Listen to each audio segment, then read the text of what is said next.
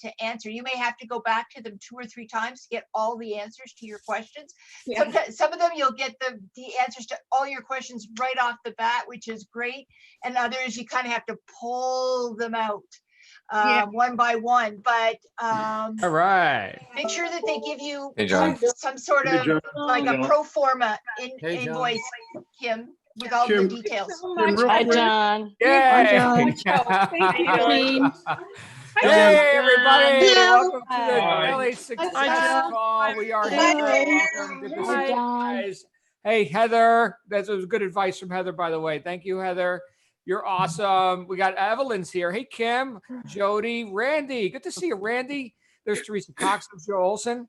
Good to see you guys. Suzanne, Tandy. Welcome, Jane and Neil, both, and your dogs as well, even though I don't see them. Of course, there's Hey, Meg. Always a pleasure to see you. Jamie, what's up, brother? Stefas, welcome. Ingrid, and it looks like John right there on the Samsung SM-T377V. Happy to recognize. Good stuff, you guys. Welcome to the call. We've got mute all. There we go. We've got an exciting conversation going on this week. I want to acknowledge each of you who are helping each other on the pre-session session, right? Because, hey, we're learning new stuff, and I'm learning new stuff all the time. And I ask people for guidance all the time. In fact, I was thinking of a couple of things. I was speaking to someone just the other day that said they were reading a book by Stephen Scott. Anyone ever read any of Stephen Scott's work? He wrote The Richest Man Who Ever Lived, a story about Solomon and the advice of Solomon's Proverbs. Stephen Scott. He also wrote Mentored by a Millionaire. Heavy duty Christian dude into like biblical applications, application of scripture into like business life and all this. Very successful guy himself. But one of the things that I was reminded of just listening to all this, which worked thousands of years ago and it works today, is to have many counselors. This is something that Solomon did when he was successful. A lot of people don't know Solomon also kind of fell from grace a bit there when he, stopped taking the counsel of, the people who knew more than he did about different things. So other great leaders that we can look at throughout history, Abraham Lincoln, right? In my assessment, did some good work. And he had a lot of his counselors, a lot of his cabinet was people that were in some ways antagonistic toward him. Right. So he wasn't looking for a mirror. I don't need yes men. Tell me why I'm wrong. Right. Show me why this way is better. Right. So let's have an argument here. Let's think. Let's look. Let's assess.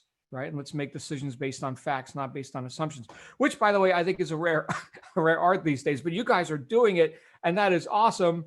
And I'm thinking right now, based on our conversation yesterday, with this whole idea of time and activity management, underlying all of that is principle, right? That we've got, and one of the principles would be purpose, right? If we just boil it down to one word, what's your purpose? Why are you showing up in the first place? Do we have, are you guys seeing me okay? Yeah? Okay, I'm just seeing, very good. So we've got a purpose for doing all this, right? We've got intent. We've got, definiteness of decision. And so whenever I think of phrases like definiteness of decision, it reminds me of one of my favorite books that were ever written, which is Think and Grow Rich by Napoleon Hill. Not one of the ones that I recommend right out of the gate for people. It's definitely a more intense study, kind of a text.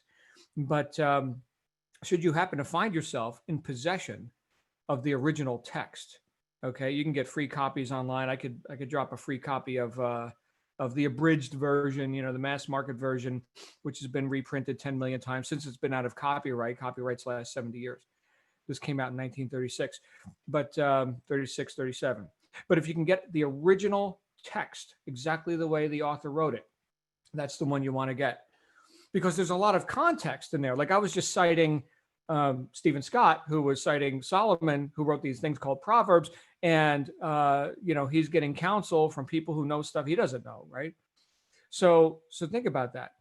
If we can go back and see the perspective of the people as they wrote, when they were inspired enough to actually take pen to paper and write this stuff, that's where you want to go. Anyway, I happen to have the original text right here. This is one version of it where they got, a lot of these publishers, they got to have their editorial commentary. All right, so here's your original text. We know that's what you want. And now here's all of our thoughts about it. So they got like mega footnotes here and there. And here's what we think, here's what we think, here's what we think. Okay, fine. So I just want to see what the author thinks. Sometimes the commentary is really good too. After all, I'm giving you commentary right now, but I'm thinking based on what do we do, right? That's the real question. When it comes to time and activity management, what do I do? And the thing that has cost me the most time is that question going unanswered. That question going unanswered costs more time than anything else I could possibly think of. What do I do? Or what should I do? Or however you word that in your own mind. In other words, indecision. And Hill goes off on indecision like 1,000 times in this book. He hits it from every different possible angle. Indecision is the enemy. Now, in this book, there's a chapter called Organized Planning. It's one of the 13 principles that he wrote about, which he identified having studied thousands of people, successful and unsuccessful, to find the contrast. That works, that doesn't, right? I mean, your test group can be a few people, we're casually talking with the guy down the street and here's what he thinks. That's not terribly scientific. But when you've studied thousands of people and you found very clearly, here's what the top few percent do, here's what everybody else does. These people are getting the pleasing result that you say you want. These people aren't, and they're often just griping about it. What are these things, these points of differentiation between these people? And so in this chapter on organized planning, which is one of the things that successful people do, we're talking about planning our day, planning our time, right? We were talking about all that yesterday. He cites 30 major causes of failure. 30 major causes of failure. I'm going to enumerate them for you here, and we can park on any of these if you want to take them up. But there's a whole lot in these next 2 or 3 pages. And I'm going to abbreviate what Hill said about this. Otherwise, we're going to just take up the whole time reading a few pages here. So these are things. It says here, my research and analysis proved that there are 30 major reasons for failure and 13 major principles, the 13 steps to riches, through which people accumulate fortunes. In this chapter, a description of the 30 major causes of failure will be given. As you go over the list, check yourself by it, point by point, for the purpose of discovering how many of these causes of failure stand between you and your success. Okay, so I like clarity, which comes through contrast, right? Black and white, not just different shades of gray. Okay, black and white. We could see clarity when we got contrast, just like the ink on these pages, right? It's black and white. Okay, number 1, unfavorable hereditary, thank you, unfavorable hereditary background. Okay, so this is the only way to overcome that, he says, is through the power of the mastermind. So if you lack sufficient brain power, like you're not all, firing, the spark plugs aren't working, then you obviously require assistance in that area. That's the one thing they don't have 100% responsibility for. So that's the one thing. If you feel like you've got an affliction with that, well, great news. You're here in a wonderful group who can also assist. Number 2, lack of a well-defined purpose in life. So the very first thing he goes for here, all right, now that we've handled, whether or not your brain's actually working, okay, lack of a well-defined purpose in life. There is no hope of success for a person who does not have a central purpose, a definite goal at which to aim. At least 98 out of every 100 of those people whom I have analyzed had no such aim. Perhaps this was the major cause of their failure. Number 3, lack of ambition to aim above mediocrity. We offer no hope for the person who is so indifferent as to not want to get ahead in life and who's not willing to pay the price. Number 4, insufficient education. Clearly, none of you are afflicted with that, right? You're educating yourselves here. You're part of this group. All right. A lot of people said we're self-made, right? And he could cite examples of guys like Edison and others who, while the established education system did whatever it did, they kind of went their own way with all that. Number 5, lack of self-discipline. Oh, this is good, right? That means that one must control all negative qualities. We could see a lot of examples of this in society where there's a lack of self-discipline. I'm sure you can see that. Just turn on social media. Number 6, ill health. No person may enjoy outstanding success without good health. Many of the causes of ill health are subject to mastery and control. These in the main are: A, overeating of foods that are not nutritious and conducive to good health. What's in your pantry? B, wrong habits of thought, giving expression to negatives. See that? That's a health consideration. Yes, we become what we think about. C, wrong use and overindulgence in sex. Okay, I'm going to mute the lines again. We got a little bit of background noise. Okay, so yeah, so that third point, right? Just like an animal, breeding or something, right? So that's interesting. Point D, inadequate physical exercise. I just got off my bicycle. I took my dog. I got this backpack. Some of you know I got a little Chihuahua. He had an injury like a year and a half ago, mysterious injury. His back legs stopped working. And so he's got to wear diapers. He can't really control his lower body. He's slowly getting better, but I take him to the community garden. You guys know, like back in the World War II era, they had victory gardens where the community got together and we all planted tomatoes or whatever. And we all shared the crops. We got that here in my neighborhood. And so I take him to the community garden. He runs around, falls all over the place, chews on a piece of grass, barks at other dogs. I got a backpack. I ride him on my bicycle on the backpack. My daughter picked the backpack, so it's a very bright color, and it's very, very masculine. That's so great. All right. So get some exercise. And finally, E, an inadequate supply of fresh air resulting from improper breathing, which I'm apparently doing right now. Nice deep breaths. Fight or flight, intense, fear and everything. It's right. Seriously, like, compressing and tight little breaths deliberately. A few times a day. All right. You can commingle that with, a little bit of quiet time, meditation call, whatever you want. I don't care what you call it. Just do it. Number 7, seventh cause of failure here. Unfavorable environmental influences during childhood. Got plenty of that going on. Number 8, procrastination. This is one of the most common causes of failure. Old man procrastination stands within the shadow of every human being, awaiting his opportunity to spoil one's chances of success. Most people go through life as failures because they habitually wait for the time to be right to start doing something worthwhile. Do not wait. The time will never be just right. Start where you stand and work with whatever tools you may have at your command, and better tools will be found as you go along. So the answer is action, right? It's not more secrets.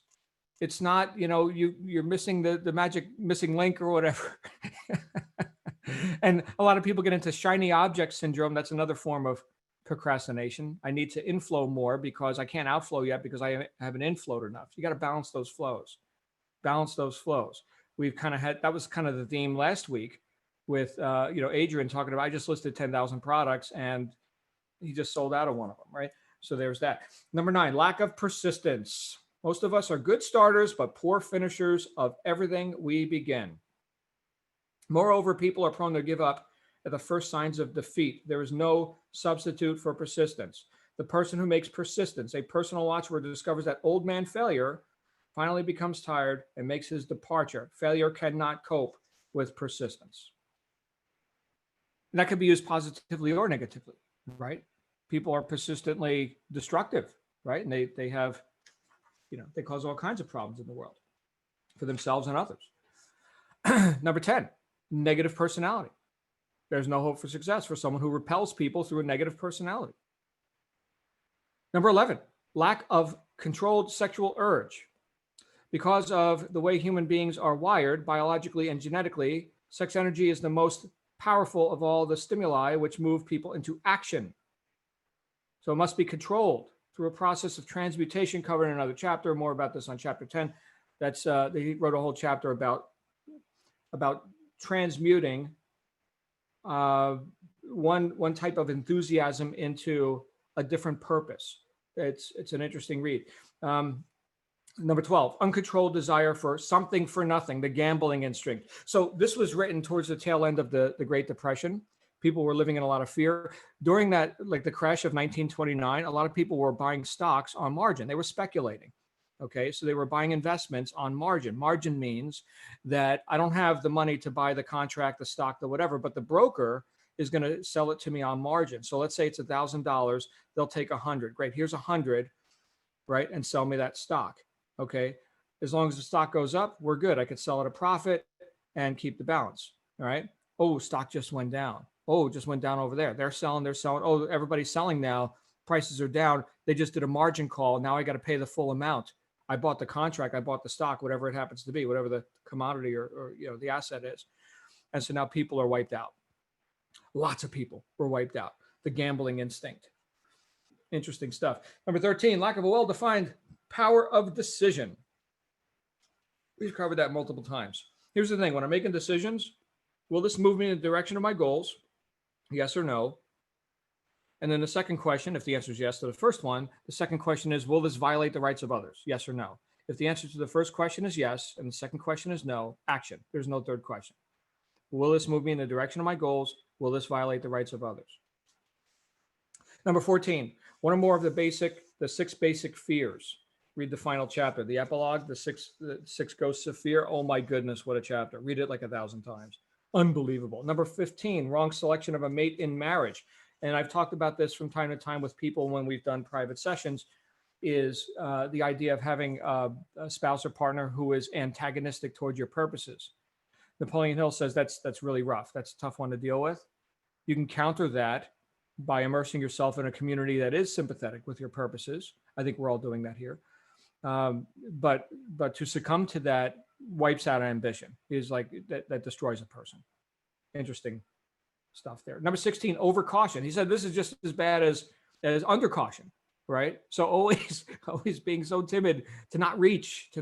What, right? Is you're going to have perfection? What is perfection? I don't know. 17, wrong selection of associates in business. Guys, this is a multi-million-dollar lesson that I learned. So I'm going to save you multiple millions of dollars right now. More important than what you do is who you do it with. More important than what you do is who you do it with. Number 18, superstition and prejudice. Right. I'm not going to look. I'm just going to assume. Right. Number 19, wrong selection of a vocation. So there's value in doing what you love.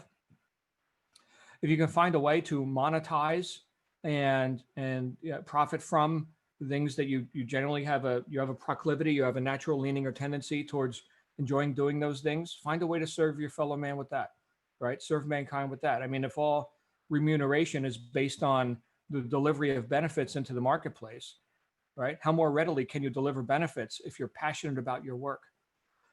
Really good consideration there. Number 20, lack of concentration of effort, just being scattered. We were talking about that yesterday. 21, the habit of indiscriminate spending. Spendthrifts cannot succeed mainly because they stand eternally in fear of poverty. Right. One of the best investments I've ever made, speaking for myself, is my ability to earn. In other words, like I've invested over $300,000 into my own education, which has made me a lot more than that. Okay, but the point is that we discriminate in how we spend and how we we do it in a resourceful way. It becomes an investment in ourselves, right? Not something taught in schools, by the way. Number 22, lack of enthusiasm. What is enthusiasm? I am sold myself. I know something, right? I feel good about this. Yes, I'm enthusiastic. Number 23, intolerance. A lot of that going around too. A person with a closed mind on any subject seldom gets ahead. Intolerance means that one has stopped acquiring knowledge. The most damaging forms of intolerance are those connected with religious, racial, and political differences of opinion.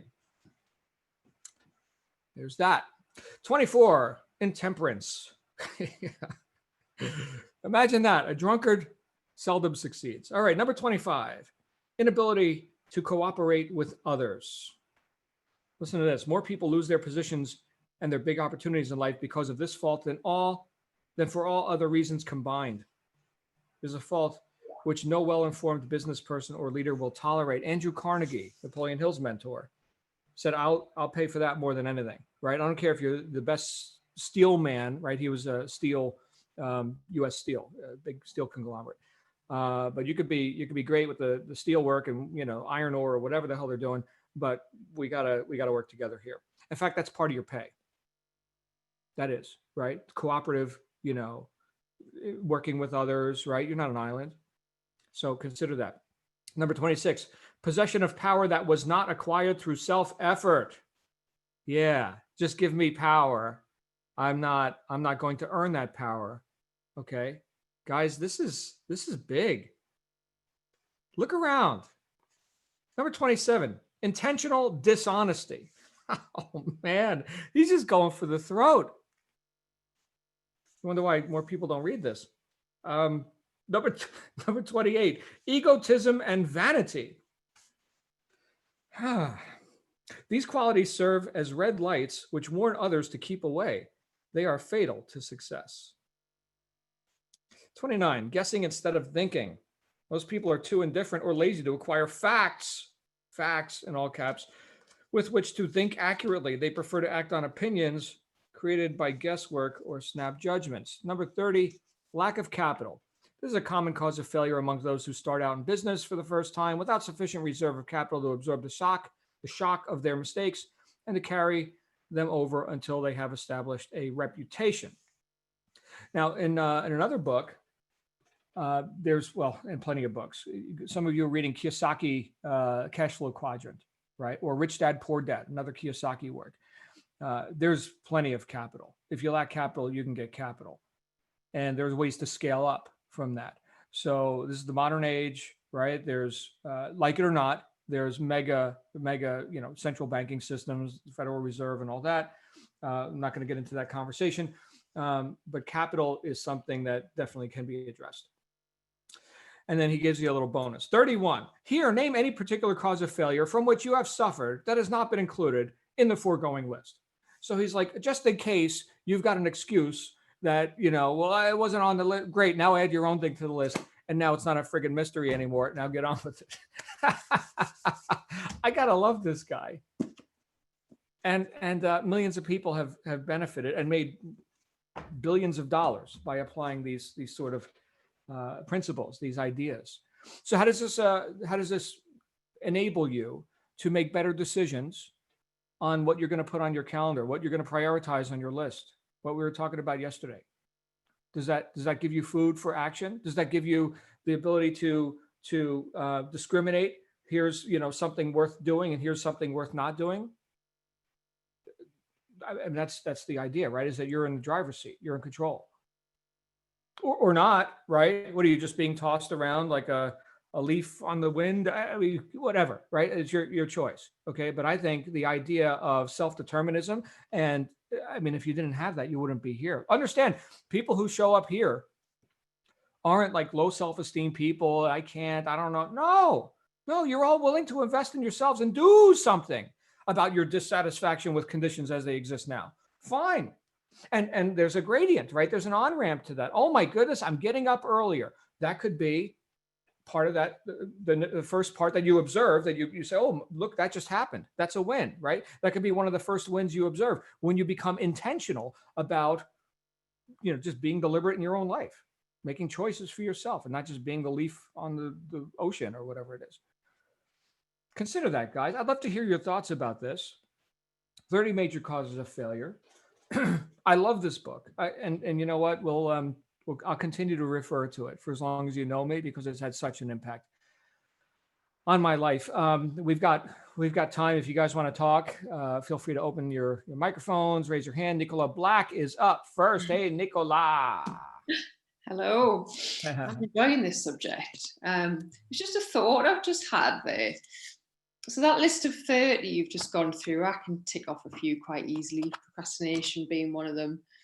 And every week I'll sit down on a Sunday night and I'll set my goals for the following week, but they're generally quite task-orientated goals.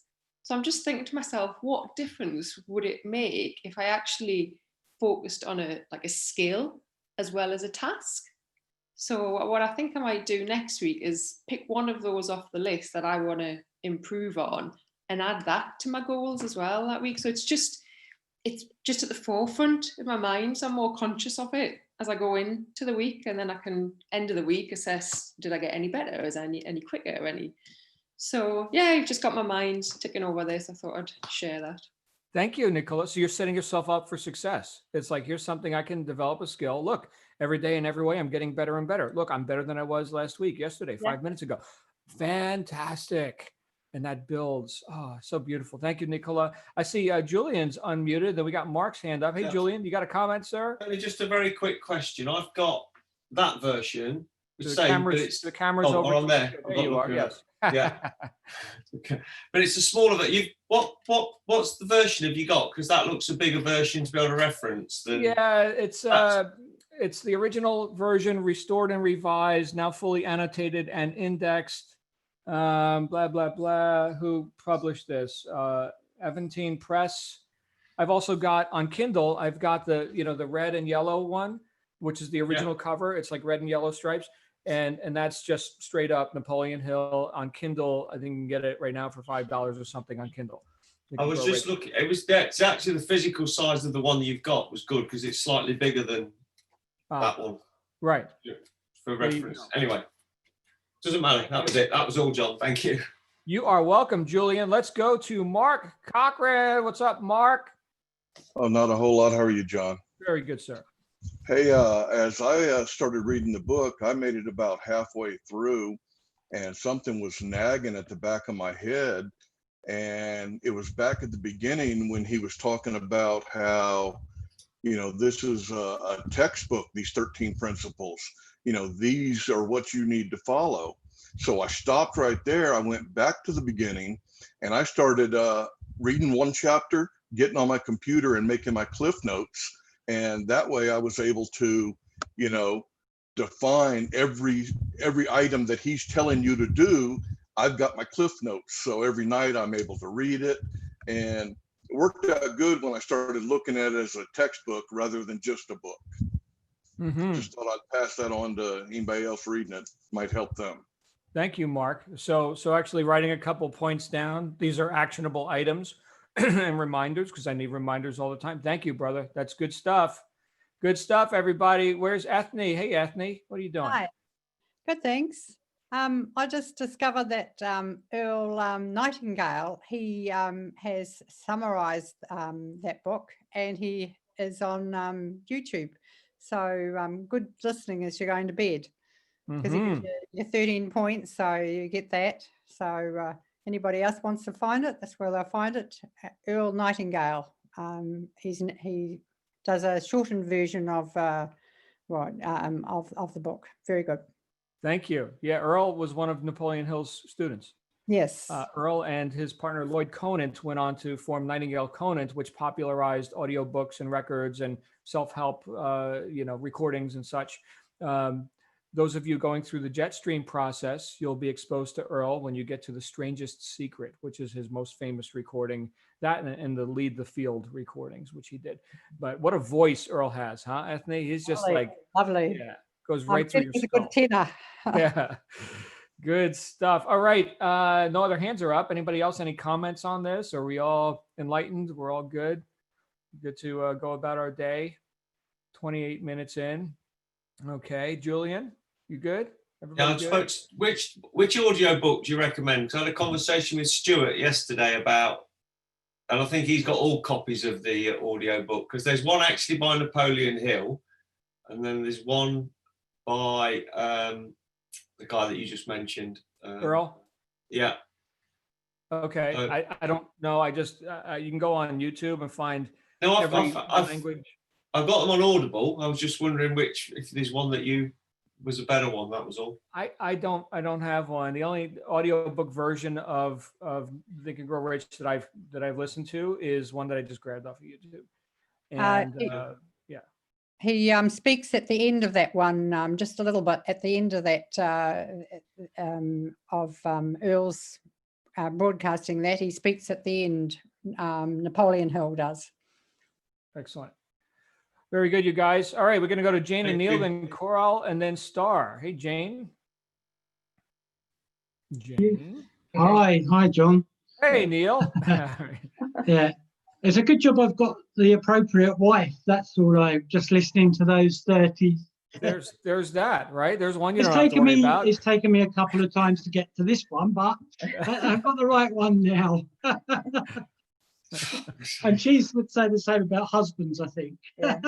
Fantastic. You guys seem very harmonious. That's how you occur to me. I just want to. I think that you're the inspiration for all of us. To be honest, it's the way that you're reading that and the way that you're putting that across to us. I know it comes from Napoleon Hill, but the way that it comes from you just resonates with all of us. Well, for me anyway. But just one thing that I would like to sort of that bundles all that together, which is what I think that I've tried to install in my children, who aren't really children anymore. They're 31 and 29. Right from a very young age, I've always said to them, I don't care what jobs you do, as long as whatever job you do, you try and be the best at it and you try your hardest. And when they left school, they knew that I wasn't very happy, particularly because they didn't do very well. They did okay with their exams, but not brilliantly. But every July we all get together, and it's unfortunate. It's my dad's, who's now no longer with us. It's his anniversary of his birthday, and so this weekend we were all sat in the garden, and my mum was here as well. And out of the 4 in our original family, 3 of us have now got degrees. Obviously, my son and daughter have now got degrees, which is absolutely amazing. They were arguing amongst each other who was going to get a first and who was going to get a 2-1. My son is now qualified as a maths teacher, which is absolutely blown away, and he's head of his year at that particular school. And how I didn't manage to stop her, but my daughter has also just qualified as a paramedic from St George's Hospital in London, which is obviously one of the best hospitals in the world. So, but it's that, I think, of saying whatever you do, once you get there, you've got to do now. And they both are enjoying their jobs so much, and they are both very, very good at their jobs. And I can't ask any more from being a sort of a father, from any more from your kids, really. And that's it. Well, congratulations to you and all your group over there. That sounds awesome. Congratulations, you guys. And yes, you are a cute couple, says somebody who's just saying you guys are too cute. That's awesome. Yeah, we do try. Fantastic. We had a couple other hands up that then went away. I guess we'll go to, I see Star is here and Selvin. Yeah, Star, go ahead.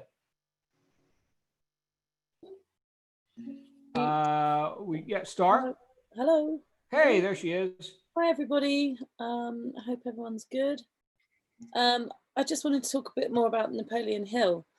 I've kind of immersed myself in him over the last couple of weeks. I'm currently listening. I found on Audible recordings of him speaking, which is utterly brilliant. And it's not specific texts from the books, but it is, because obviously it's his teachings. But what an amazing, amazing orator. And I think he comes from Virginia, is that right? Somewhere around there. But his accent is just incredible. And the way he talks, and he's just so funny. He's like, and I said, no, I said, I won't be doing that. And it's just hilarious, absolutely hilarious, but so brilliant and so inspiring. And I listen to him every morning at the moment on my run.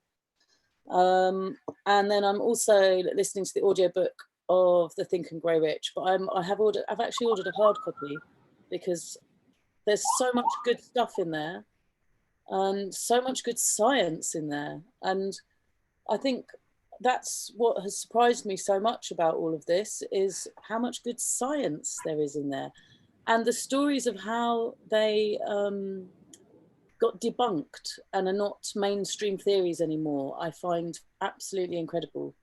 The not self-suggestion. Here's me not remembering the Auto-suggestion? auto-suggestion and Right. all of that sort of stuff. And I have to say, you know, I've been on here a couple of times in the past couple of weeks, and I've had shared some bad things that have happened with me, but some equally good things have since happened. And I do, yeah, I think I'm following all the rules, the science, and things appear to be sorting themselves out for me. I'm focused, Very good. I'm driven, I'm doing action every day, I'm feeling gratitude every day, I'm going above and beyond to help others, I'm going above and beyond in my day job, and it's all proving to be working out. So Fantastic. I believe it's the way. We're so glad you're here, Star. And look, the past does not equal the future. So onward and upward. Onward and upward, indeed. So good to see you, my friend. We've got Selvin and then Leah and Stuart and Jedediah. Hey, Selvin, what's going on? Hey, it's all good. I just wanted to say, Ethne, I think that was her name, spoke earlier, when she spoke about Earl Nightingale. I watched that first video, John, that you pointed to, which is the Strangest Secret. I think that's Strangest Secret, yes. Strangest Secret. And I tell you what, I said to John, I watch that I listen to it every morning nearly. It is his voice. If you have not listened to Earl Nightingale and The Strangest Secret, I'm telling you now, get it on YouTube and just sit and listen to it. You'll be like this. I'm going to rerun that again. I listened to it. I made so many notes, and it is amazing. And I was so amazed by it. I then watched the original one that he did, where his wife actually introduces him, and that's slightly different, but it's got the same thing. So hey, I'm just bigging up Earl Sinclair here. So if you've not done it, yeah, go for it. Yeah. Good stuff. I've listened to that at least 1,000 times. One of my first mentors, Bob Proctor, who's I think in his 80s now, and still doing keynote speeches and motivation. He was a student of Earl Nightingale, and he introduced me to that. Bob used to ride around with a record player, a portable record player in his car, playing it over and over again. Wow. So, yeah. So that's the lineage, if you will. All right, let's go to thank you, Selvin. Let's go to Leah and Stuart. Where's Leah and Stuart? Hey guys. Hey John. Hey. Hey everybody. Napoleon Hill, super cool stuff. I want to echo what Star said and what Ethne said and what Julian was alluding to. Yeah, I've got a a copy. I don't know if that was Ace, a little noisemaker or something. I've got a copy not only of the ebook, but a copy of the audiobook as by Earl Nightingale, as somebody mentioned. I think that's pretty awesome. And then Star, I'm not sure if it's the same one that you have, but I have a copy, and it's called Think and Grow Rich, and it's narrated by Napoleon Hill, and it's essentially the 13 principles all expounded upon by Napoleon Hill. And yeah, I agree that I love listening to him and kind of hear these principles from the author. I think I was talking with Julian yesterday. His little Southern voice with anything that your mind can conceive, your mind can achieve, and he just all over it again. And I just think it's great. I love it. He's amazing. Yeah. Totally. And I got to say, before I started this course, John, I really used to poo-poo sort of the combo of the self-help and the get-rich books. And I'd spent a lot of time, studying spiritual texts and reading and all kinds of things. But whenever it applied to, accumulating wealth or creating abundance, I always had sort of, aversions to that. And obviously reading Miracle Morning and Millionaire Mind and all these things and learning how to sort of clear, our judgments about abundance and wealth and success and things like that. But what really hit me about the Napoleon Hill book and honestly, all these self-help books that came out of the 20s and 30s, right? As a Man Thinketh, what's Dorothea Brandt's book? Wake Up and Live, right? All these books seem to be written around the same time. And if any of you guys have read the Theosophists, let's say, out of the turn of the last century, right, it seems pretty apparent that that Napoleon Hill and these other people are really taking sort of ancient initiate wisdom, spiritual truths, right, and they're really just sort of reforming them and repurposing them into, you know, a 20th century business mindset. And I really appreciate that. So I want to thank you for kind of opening my mind to creating a fusion of those two worlds in a way that makes sense to me. Beautiful. Thank you so much, Stuart. And there's a man of great study, everyone. So Stuart has read quite a bit, at least in my understanding of Stuart. And so his assessments are interesting for me to get your perspective, Stuart. Thank you so much. Let's go to Jedediah, and then I see Ace Man's unmuted, or was. Yeah, go ahead, Jedediah. You got the floor. All right. Good day, everyone. There he is. Nice to see you again, John. I've not been stable as usual. I'm a very busy man, but I just have to make out time for this as much as I can because it's necessary. Just to let the house know that they were able to successfully register with Amazon today. We started the process on, I think, on Sunday. Yeah, if I'm not mistaken. And there was not much issue, just that one of my documents was not, so I had to send it yesterday. And this morning, everything was sorted, and I'm waiting for my first call. Hopefully, I think we booked our first call for the 20th of this month. So we are working on our product search, and I think things are going on fine by His grace. And we hope we'll hit it very soon. Very good. Congratulations. So glad to see you moving forward, Jedediah. Good stuff. All right, we're going to go with Ace Man. Did you have a comment, sir? I see you're unmuted. Well, after following Stuart, it's hard to top that one. I know. Yeah.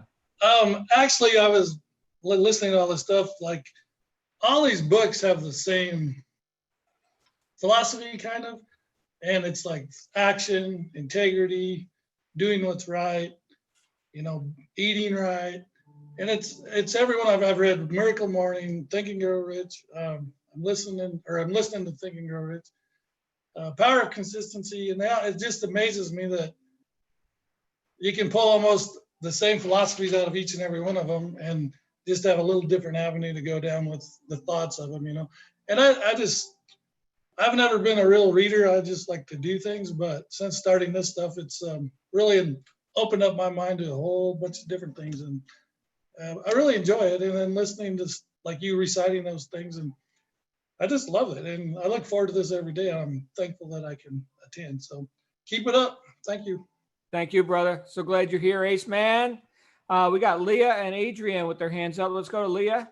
Hey, Leah. Hey, so I just wanted to talk a little bit more about what Stuart was saying about this all being sort of ancient wisdom repurposed, because I had told everybody, I don't know whether it was last week or the week before, about how I used a lot of these principles to get me through a really, really difficult time in my life. And I was taught those things by a Buddhist monk who, I forget what he called, a teacher, a Buddhist teacher. And it was, you know, meditation and gratitude and small acts of kindness and all of those sorts of principles. So, I mean, I see that thread through all of this stuff. Mm-hmm. Yeah, there's no new truth. You know, it's kind of like, all right, here's gravity, everybody. And I'm going to write a book about how to work with gravity in a way that you can move items from the tops of mountains down to the bottom. Right? It's called Throwing. It's a book about throwing. I'm going to talk to you now. I got a different book about how to use gravity in order to, you know, keep things together so they don't float away into outer space, right? But it's the same truth. So how do we use it? And I think when we look at that question, how do we use it? Maybe the other question is, how do most people not use it? Oh man, gravity sucks. I can't believe I got to deal with gravity. Isn't there a manual on this? Where's the user's guide to this, right? So if we're dealing with, here's what is, okay, we can either neglect or deny and reject, or embrace, confront, right? Work with the law instead of butting our heads against the law.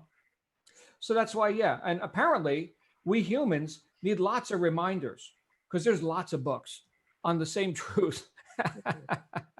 Thank you so much. Everybody says it just a little bit differently. Yeah. But, and the other thing I just wanted to mention was about procrastination and waiting for the right time. That made me think about how so many people, when they're talking about whether or not to have children, oh, but it's not the right time. And, you know, the answer to that is there's never the right time to have children, because it's going to turn your life upside down, but it's also going to be one of the greatest things you could do. So I think that is a way to think about some of these things too. If you're having trouble thinking, oh, I'm not sure it's the right time. Well, it may never be the right time, but if you don't try it, you may never experience what might be one of the great things in your life. Yeah. Thank you. Such great reminders. Thank you, Leah. So good to see you. We need to wrap up, but we got a few more hands that have just gone up. Adrian and Therese, Koya. Just a quick one. I'm reading that Think and Grow Rich by Napoleon, and I find it really interesting. But I got a big surprise this morning. I just share it with the group. I had my third coach meeting with Melissa yesterday, my coach, and she's emailed me today, and she's asked me, will I do an interview for Blue Sky for my journey on how I've done it? And it's an interview with Larry, and they want me to tell my story so I can spread it to everybody else. And I thought I just want to share that with you. And I'm just really honored that they've chose me, because my coach was saying she's been doing it for nearly a year, and I'm the first one she's ever put forward for it, because I'm inspiring and people looking up to me. So I'm just made up with it. Thought I'd just share that with the group. Well done. Congratulations. And yes, with these results and action comes interest, notoriety, right? So thank you, Adrian. So glad you're here, my friend. Everybody, we knew Adrian back when he was just, you know, a newbie. And now look, think about yourself that way, right? How are you going to occur to the rest of the world, right? A year from now, let's say. Interesting stuff. Guys, we are wrapping up here, but we got Therese, Melson, Jane, and Neil. Anybody want to come out and take us home? You can certainly do that. Therese, Melson, anybody? Yes? No? Okay, we're good? We're good then? All right, I just don't want to neglect anyone who's got a burning desire to speak. So Hi, then John. we will get together. John. Yes. Hi, John. Yes, sir. My wife has just told me, like literally 2 seconds, apparently Larry asked us whether we could go on as well and give her Blue Sky journey so far. And I didn't know that till literally 30 seconds ago. So, wow. Well done. Hi, John. Yes, go ahead. Hi, John. It's Melson. Sorry to take your time. I'm just a newbie. I joined on Sunday. Basically, it's a general question to anyone that might be able to answer. I'm supposed to do the first module and obviously register my account. But the issue is we're just in temporary accommodation now. We are supposed to move into our new home end of August. So what advice could you give to me? I have no idea how to answer that, but welcome. We're really glad you're here. And I would say start with the first module. And then when you're through with that one, you'll get to the second one, but you're right where you need to be. There's usually a meeting after the meeting if you got like logistical questions, and there's always a meeting before the meeting if you got logistical questions. Okay. Thank you, John. Glad you're here, Melson. Welcome to you. Guys, we're going to go ahead and wrap up. Thank you all for being a part of this conversation that we have each day. I will be back here with you tomorrow. In the meantime, I'm going to be meeting with a few of you in our private session today. So I'm really excited about that. You guys have a great afternoon or evening wherever you are. We'll see you in 24 hours. Thank you, John. Thank you. Bye, everyone.